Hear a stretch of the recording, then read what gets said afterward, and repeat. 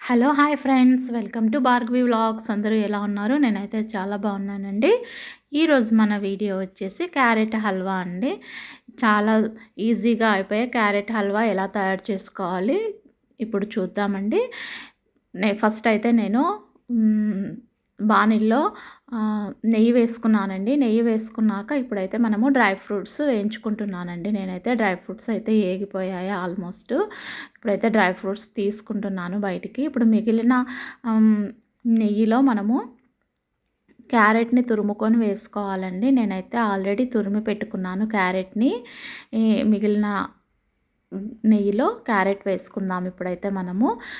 Carrot అయితే మరి సన్నగా తురుముకోవద్దండి, లావుగానే తురుముకోండి. ఎందుకంటే మనం సన్నగా తురుముకున్నామంటే అది అంత చిదిమిపోయి లాస్ట్కి ఒక పేస్ట్ లాగా తయారవుతుందన్నమాట. మనం కొద్దిగా లావు హోల్స్తో తురుముకుంటే క్యారెట్ అనేది మనకి తెలుస్తుంది క్యారెట్ అన్నట్టు. లేదంటే మొత్తం పేస్ట్ లాగా అయిపోతుందన్నమాట హల్వా అయితే. ఇప్పుడైతే నేను క్యారెట్ని వేసుకున్నానండి తురుముకొని. నేనైతే 1/2 కిలో క్యారెట్ తీసుకున్నాను. 1/2 కిలో క్యారెట్కి 1/2 లీటర్ పాలు పోసుకుంటున్నానండి. దీంట్లో అయితే మెజర్మెంట్ అదేనండి. 1/2 కిలో క్యారెట్ తీసుకుంటే 1/2 లీటర్ పాలు పోసుకోవాలి. లేదా మీరు కిలో క్యారెట్ తీసుకుంటే లీటర్ పాలు పోసుకోవాలండి. ఎందుకంటే పాలతోనే దీనికి చాలా టేస్ట్ వస్తుంది క్యారెట్ హల్వాకి. చక్కెర అయితే 1/2 కిలోకి 1/4 కిలో తీసుకోండి. కిలో తీసుకునేటట్టుంటే మీరు అరకిలో చక్కెర తీసుకోండి. ఎందుకంటే మరీ ఎక్కువ చక్కెర తీపి ఉన్నా కూడా మనం తినలేమన్నమాట. ఒక నార్మల్గా ఉంటేనే తినగలము. మరీ ఎక్కువ తియ్యగా అనిపిస్తే మొహం కొట్టినట్టు అనిపిస్తుంది, అందుకని తినలేము. పిల్లలు కూడా బాగా ఇష్టంగా తింటారు. ఇలా కొంచెం తక్కువ స్వీట్ ఉంటేనే బాగా ఇష్టంగా తింటారు. ఎక్కువైతే మొహం కొట్టుతుందని పక్కకు పెట్టేస్తారు. అందుకనేసి చక్కెర చూసి వేసుకోండి. మీరు తినేదాన్ని బట్టి చూసి వేసుకోండి. ఇప్పుడైతే నేను క్యారెట్ని కలుపుతున్నానండి. కొంచెం నిదానంగా టైం తీసుకొని క్యారెట్ని వేపినామంటే చాలా చక్కగా వేగుతుందండి. లేదంటే అడుగంటేస్తుంది. మనం ఖచ్చితంగా స్టవ్ దగ్గరే ఉండి మాటికి తిప్పుకుంటూ వేపుకోవాలన్నమాట. లేదంటే అడుగంటేస్తే బ్లాక్ అయిపోతుంది క్యారెట్. అంత బాగా అనిపించదు కూడా, చూడ్డానికి కూడా హల్వా మంచిగా అనిపించదు, నల్లగా అనిపిస్తుంది.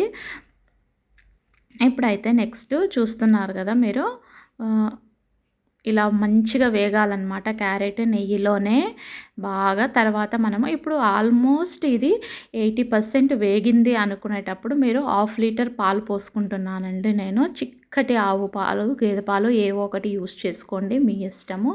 ఏమంటే పాలు అయితే చిక్కగా ఉండాలి. ఎందుకంటే చిక్కగా ఉంటే టేస్ట్ బాగా వస్తుందన్నమాట. ఇప్పుడైతే పాలు వేసినాక మళ్ళీ ఒకసారి దీన్ని మొత్తం కలుపుదామండి. పాలు ఎలా అయిపోవాలంటే పాలు ఆల్మోస్ట్ దీంట్లోనే పాలకవ్వ అయిపోవాలండి. అంతవరకు వేగాలి. వేగితేనే చాలా చక్కటి టేస్ట్ వస్తుంది క్యారెట్ హల్వాకి. చూస్తున్నారు కదా. ఇప్పుడైతే అలా కొద్దిగా సేపు అలా వదిలేసినామంటే పాలు బాగా ఇముడ్చుకొని మొత్తం క్యారెట్ అంతా ఇముడ్చుకుంటుందండి పాలని ఆల్మోస్ట్. ఇప్పుడైతే ఒకసారి చూడండి మీరు, పాలనైతే ఆల్మోస్ట్ ఇముడ్చుకుంది. ఇంకా కొద్దిగా ఉన్నాయి. ఇంకా కొద్దిగా టైం పడుతుందన్నమాట ఇముడ్చుకోవడానికి. చాలా బాగుంటుందండి టేస్ట్ అయితే. తప్పకుండా ట్రై చేయండి. మీరు ట్రై చేసి నాకు కామెంట్ రూపంలో పెట్టండి ఎలా ఉంది అనే విషయం అయితే.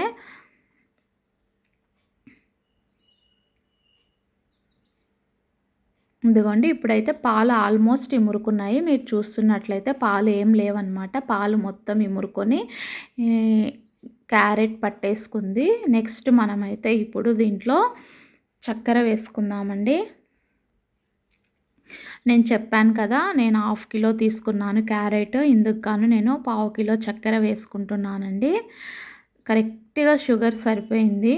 లేదంటే మళ్ళీ ఎక్కువ అయితే నేను చెప్పినట్టు మీరు తినలేరనమాట. ఎక్కువ ఉంటే కొంచెం తక్కువ ఉన్నా పర్లేదు, పిల్లలు ఇష్టంగా తింటారు. మనం ఏం చేసుకున్నా పిల్లల కోసమే కదా.